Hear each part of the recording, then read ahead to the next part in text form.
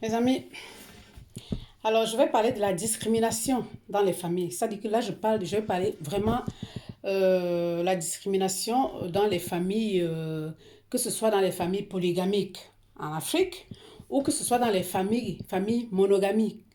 Les familles qui sont, voilà, ouais, quand je parle de monogamie, c'est des familles dont le papa a juste une femme, quoi.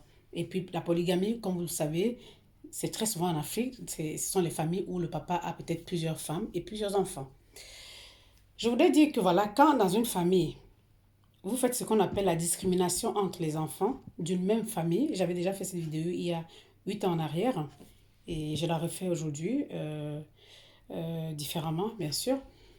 Sachez que quand il y a une différence entre les enfants issus d'un même couple, ou alors entre les enfants issus d'une famille polygame, là, vous créez ce qu'on appelle la zizanie, la haine et le mal-être dans la famille parmi ces enfants-là. Si vous avez deux enfants ou trois enfants et que vous avez un penchant pour un des enfants et que vous démontrez ça, c'est-à-dire que vous montrez tellement ça que, c'est-à-dire que les deux enfants sont conscients que vous aimez l'autre moins que l'autre, ou bien que vous aimez certains plus que d'autres, ou alors dans les familles polygamiques en Afrique, que le papa aime peut-être les enfants de telle femme plus que les enfants de telle autre femme, eh bien, ce que vous êtes en train de faire là, c'est que vous créez vraiment ce qu'on appelle la haine parmi ces enfants-là. Et par conséquent, vous créez ce qu'on appelle le mal-être parmi ces enfants. Et surtout, plus vous créez le mal-être sur les enfants qui sont les mal aimés. Et même pour l'autre, parce que quelque part, vous mettez l'enfant sur qui vous démontrez tellement votre amour, vous mettez cet enfant dans une situation inconfortable parce que cet enfant ne se sentira pas bien par rapport à ses frères et sœurs parce que cet enfant sent que vous l'aimez plus que les autres et que vous montrez ça. Voilà. Même si vous sentez quelque chose, un peu plus d'affinité, parce que ça peut arriver qu'un parent ait un peu plus d'affinité pour un enfant ou pour un autre.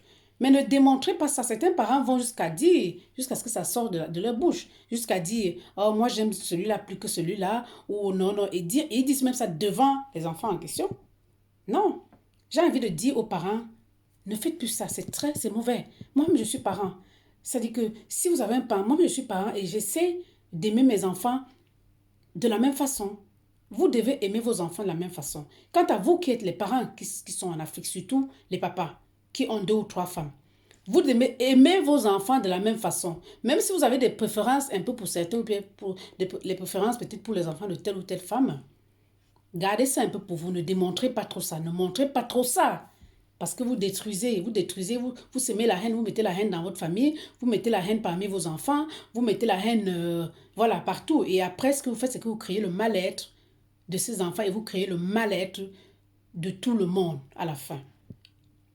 Donc, c'est ce que je voulais dire, c'est la discrimination parmi les enfants.